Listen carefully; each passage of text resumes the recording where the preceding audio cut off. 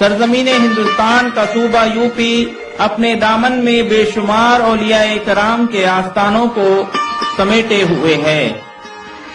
اسی کا ایک شہر کچھوچھا مقدسہ بھی ہے، جس میں بے شمار اولیاء اللہ آرام فرما ہیں، جو اپنے اپنے وقت میں ولایت کے اعلیٰ مرتبے پر فائز رہے ہیں، اور جن کے مزارات عالیہ سے آج بھی روحانی فیوز و برکات کے خزانے لٹائے جا رہے ہیں۔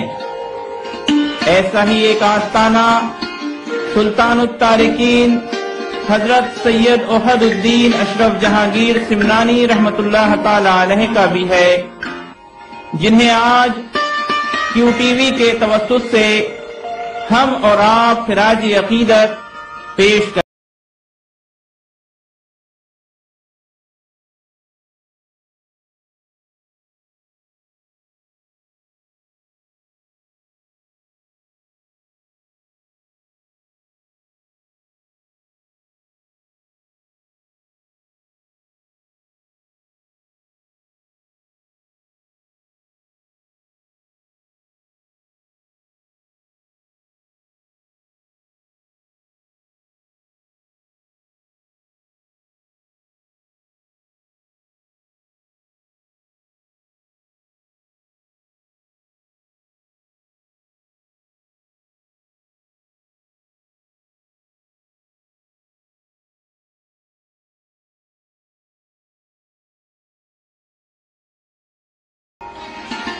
آپ کا نام نامی سید اشرف ہے۔ آپ کے والد سلطان سید ابراہیم سمنان کے بادشاہ تھے۔ اپنے والد کی وفات کے بعد آپ تخت شاہی پر بیٹھے، لیکن خدائے وحدہ لا شریک نے آپ کو دنیائے روحانیت کی شاہی کے لیے منتخب فرما لیا تھا۔ یہی وجہ تھی کہ آپ تخت شاہی پر جلوہ افروز ہو کر بھی ہمہ وقت یاد الہی میں مشغول رہا کرتے تھے۔ اسی لیے آپ کی توجہ امور سلطنت کی جانب نہیں تھی، درویشی آپ کی سرشت میں رچی بسی تھی، اور آپ سمنان کے بڑے اولیاء کی صحبت میں زیادہ رہنے لگے تھے، خصوصاً شیخ رکن الدین اور شیخ علاء الدین سمنانی رحمت اللہ تعالی علیہ اور دیگر مشائخین کی صحبت میں رہتے تھے۔ جیسے جیسے آپ پر درویشی کا غلبہ ہوتا گیا، ویسے ویسے آپ کا دل سلطنت کے کاموں سے اچاٹ ہوتا گیا، اور جب وقت آ گیا تو حضرت خضر علیہ السلام نے آپ سے ملاقات کی اور فرمایا، اگر طلب مولا ہے تو سلطنت سے دستبردار ہو جا، اور جلدی سے جلدی ہندوستان پہنچ کر شیخ علاء الدین بنگالی علیہ الرحمہ کی خدمت میں حاضر ہو، وہ تجھے خدا رسیدہ کر دے گا۔ بس آپ نے اسی وقت تمام کاروبار سلطنت سلطان محمود کے حوالے کیا اور اپنی والدہ خدیجہ بیگم کی خدمت میں حاضر ہو کر سفر کی اجازت چاہی۔ آپ کی والدہ بھی اسی ساعت کی منتظر تھی۔ انہوں نے فرمایا، اے فرزند دلبند، تمہاری پیدائش سے پہلے ہی اشارہ غیبی نے مجھے بتا دیا تھا کہ میرے گھر فرزند ہوگا جس کے نور ولایت سے تمام جہان منور ہوگا۔ خدا کا شکر و احسان ہے کہ وہ وقت آ گیا ہے کہ تم اپنے روحانی سفر کا آغاز کرو اور جلد سے جلد اپنی منزل کو پالو۔ میں نے اپنے تمام حقوق بخش کر تمہیں حق کے سپرد کیا۔ تب آپ نے اپنے سفر ہند کا آغاز فرمایا اور سب سے پہلے اوس شریف تشریف لے آئے، جہاں حضرت مخدوم جہانیہ جہاں گشت علیہ الرحمہ کی صحبت بابرکت میں رہ کر فیوز و برکات حاصل کیے۔ بعد میں وہاں سے رخصت ہو کر دہلی تشریف لائے اور خواجگان چشت کے مزارات عالیہ کی زیارت کی اور بنگال کی جانب چل پڑے۔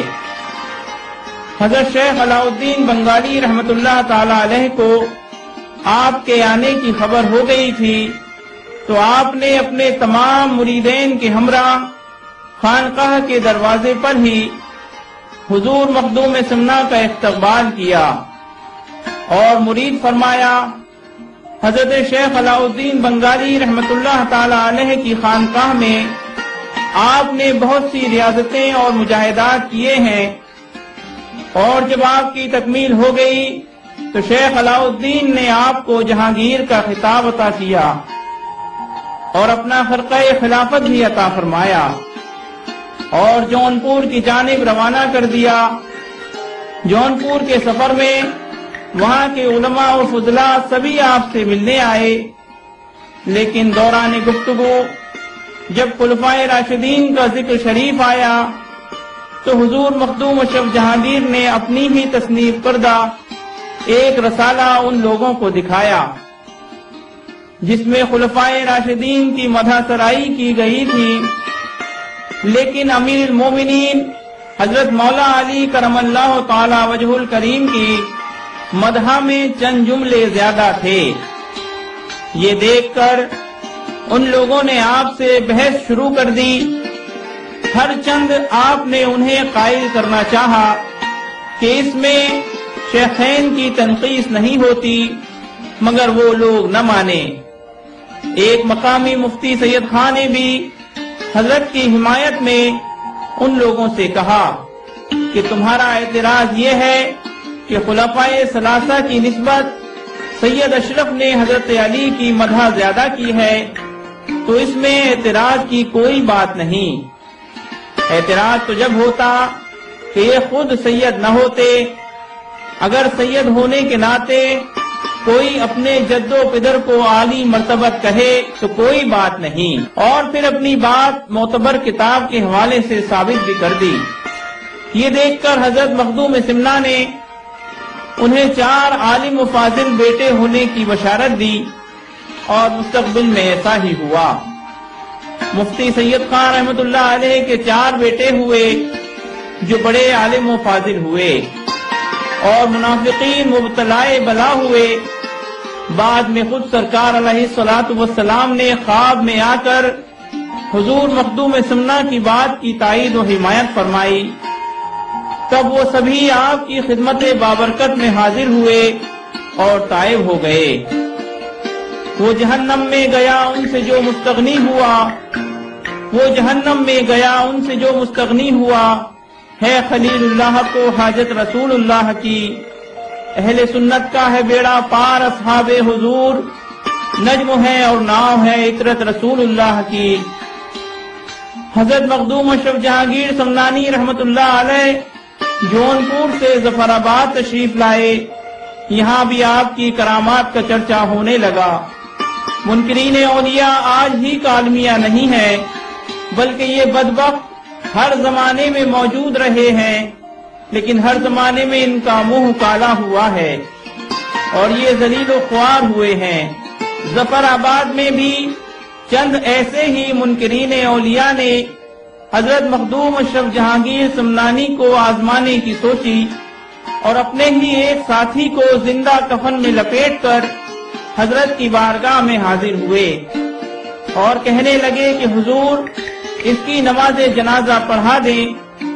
ان لوگوں کا مقصد یہ تھا کہ نماز کے بعد وہ آدمی اٹھ بیٹھے اور حضرت کو سلام کہے اور کہے کہ آپ تو بڑے کراماتی ہیں، مجھ مردے کو زندہ کیا، اور اس طرح ہمیں ہنسی کا موقع مل جائے گا اور حضرت کی خوب رسوائی ہوگی۔ لیکن منافق کیا جانتے تھے کہ عزت تو ساری اللہ و رسول صلی اللہ علیہ وسلم اور مسلمانوں کے لیے ہے، بس منافقوں کو اس کی خبر نہیں۔ حضور مخدوم سمنا کو پہلے ہی اپنے نور باطن سے معلوم ہو گیا تھا کہ یہ لوگ مسخرہ پن کرنے آئے ہیں، تو آپ نے پہلے تو انہیں منع کیا، لیکن وہ اصرار کرنے لگے، تب آپ نے اس شخص کی نماز جنازہ پڑھا دی۔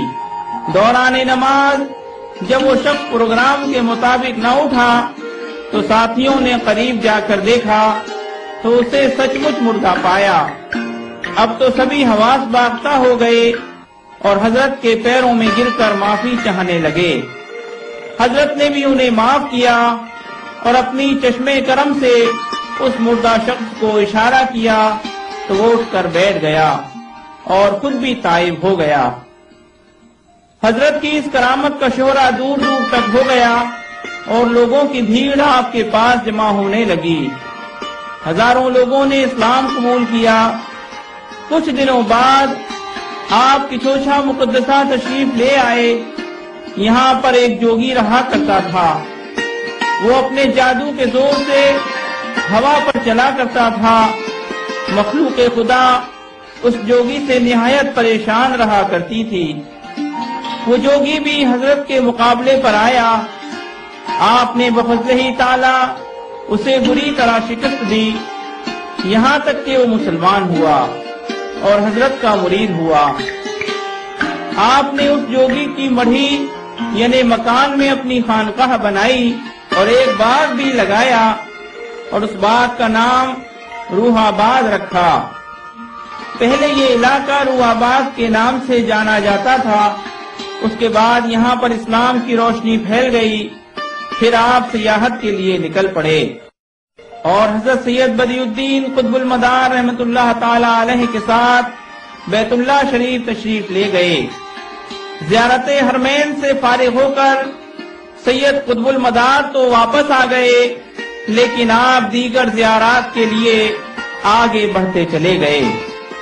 بعد میں ملک شام کی سیاحت کی اور دمشق میں شیخ فخر الدین عربی کی زیارت کی۔ وہاں سے پھر مکہ معظمہ آئے اور حج ادا فرمایا۔ پھر بغداد شریف حاضر ہو کر سرکار غوث پاک اور امام اعظم ابو حنیفہ و امام احمد بن حنبل کی زیارت فرمائی۔ پھر بغداد سے کاشان آ گئے اور شاہ عبد الرزاق کاشانی سے ملاقات کی۔ وہاں سے اپنے وطن سمنان تشریف لائے اور اپنی ہمشیرہ سے ملاقات کی۔ کچھ دنوں بعد آپ مشہد تشریف لائے اور حضرت امام رضا علی رضی اللہ تعالیٰ عنہ کے آستانہ علی میں معتکف ہو گئے۔ اسی اعتکاف کے دوران امیر تیمور نے بھی آپ سے ملاقات کی اور آپ کا معتقد ہو گیا۔ چنانچہ خاندان تیمور کو جو عقیدت و محبت خواجگان چشت سے ہے، وہ گویا حضرت مخدوم اشرف جہانگیر علیہ الرحمہ کی ذات بابرکت کے طفیل ہے۔ الغرض حضرت مخدوم اشرف جہانگیر سمنانی رحمت اللہ علیہ سیر و سیاحت کرتے ہوئے ہرات اور ماوراء النہر تشریف لائے اور حضرت شیخ بہاؤالدین نقشبندی علیہ الرحمہ کی صحبت کیمیا اثر میں چند دن قیام فرمایا۔ حضرت بابا بہاؤالدین نقشبندی نے آپ کو فرقہ خلافت سے بھی سرفراز فرمایا۔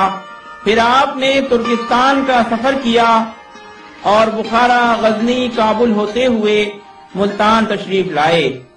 وہاں سے اجودن حاضر ہوئے اور بابا فرید الدین مسعود گنج شکر رحمت اللہ تعالی علیہ کے آستانہ عالیہ کی زیارت کرتے ہوئے دہلی اور اجمیر شریف میں بھی خواجگان کی زیارت سے مشرف ہوئے۔ پھر آپ نے دکن کا رخ کیا اور خواجہ سید محمد گیسو دراز رحمت اللہ تعالی علیہ سے ملاقات کا شرف حاصل کیا۔ پھر آپ سراندیپ اور گجرات ہوتے ہوئے واپس اپنی خانقاہ میں تشریف لائے۔ چند دن اپنی خانقاہ میں قیام فرمایا اور پھر دنیا کی سیاحت کے لیے نکل پڑے۔ اس مرتبہ آپ کے ہمراہ میر کبیر سید علی ہمدانی تھے، جن کے ساتھ آپ نے ایک بار پھر پوری دنیا کی سیر فرمائی۔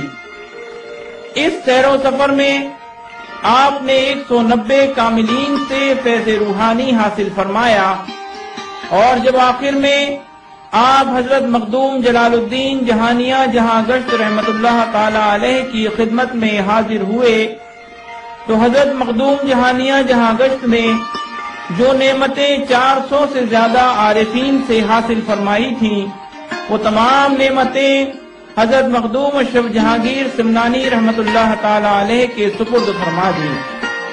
حضرت مخدوم اشرف جہانگیر سمنانی بڑے خوشی خوشی اپنے مقام پر تشریف لے آئے۔ ایک مرتبہ کا ذکر ہے کہ کہ آپ کی مجلس میں تقریباً 500 قلندران کفن پوش آئے۔ ان کے سردار نے پوچھا آپ نے جہانگیری کہاں سے پائی؟ تو آپ نے فرمایا اپنے پیر و مرشد سے۔ تو انہوں نے پوچھا اس کی تصدیق کیسے ہوگی؟ یہ سن کر آپ کو جلال آ گیا اور آپ نے ایک نگاہ غضب اس پر ڈالی، وہ گرا اور مر گیا۔ اس کے سبھی 500 ساتھیوں نے آپ کے قدموں میں سر رکھ دیا۔ تب آپ نے انہیں معاف فرما دیا اور وہ سب کے سب آپ کے مرید ہو گئے۔ اسی طرح ایک گروہ فقراء ہنود کا آپ کے پاس آ کر بت خانہ اور بت پرستی پر کچھ بحث کرنے لگا۔ آپ نے ایک بت کو طلب کیا، وہ فوراً دوڑتا ہوا حاضر ہوا اور خدا نے اسے ہم کلامی کا شرف بخشا۔ وہ کلام کرنے لگا اور حضور اشرف جہانگیر سمنانی رحمت اللہ تعالی علیہ کی تعریفیں کرنے لگا۔ یہ کرامت دیکھ کر تمام مشرکین تائب ہوئے اور مشرف بہ اسلام ہو گئے۔ حضور اشرف جہانگیر سمنانی علیہ الرحمہ نے 120 برس کی طویل ظاہری عمر پائی۔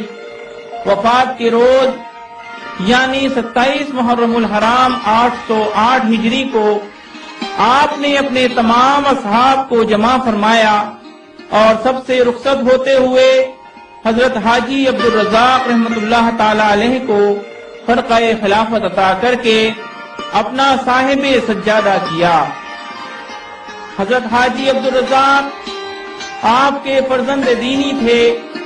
پھر آپ نے سما کی محفل بلوائی اور حضرت سعدی کا کلام سن کر آتش عشق بھڑک اٹھی اور ایسا وجد طاری ہوا کہ مرغ بسمل کی طرح تڑپنے لگے اور ایک آہ بھر کر جان جانے آفریں کے سپرد فرما دی۔ آپ کو باغ روح آباد میں ہی دفن کیا گیا۔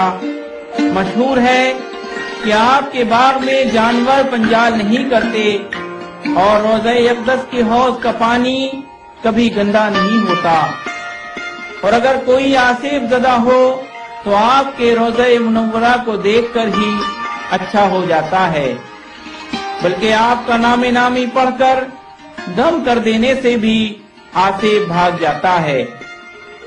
یہی وجہ ہے کہ آپ کے روضہ اقدس پر آصف زدگان کا ہجوم رہتا ہے اور پریشان حال لوگ دور دور سے آپ کے آستانے پر حاضر ہوتے ہیں۔ آپ کی تالیفات میں بشارات المریدین اور مکتوبات وغیرہ رسائل ہیں۔ آپ کے آستانے سے ہیبت و جلال کا یہ عالم ہے کہ بڑے بڑے ہمت والوں پر ایک لرزہ طاری رہتا ہے، لیکن فیوز و برکات کا ایسا دریا بھی رہتا ہے کہ باوجود روب و دبدبے کے عقیدت مندوں کا ہجوم لگا رہتا ہے۔ ہر کوئی اپنی مراد کو پہنچتا ہے اور مخدوم سمنا کی روحانیت کو اپنے قلب پر محسوس کرتا ہے۔ اسی در پر تڑپتے ہیں، مچلتے ہیں، بلکتے ہیں، اسی در پر تڑپتے ہیں، مچلتے ہیں، بلکتے ہیں، اٹھا جاتا نہیں کیا خوب اپنی ناتوانی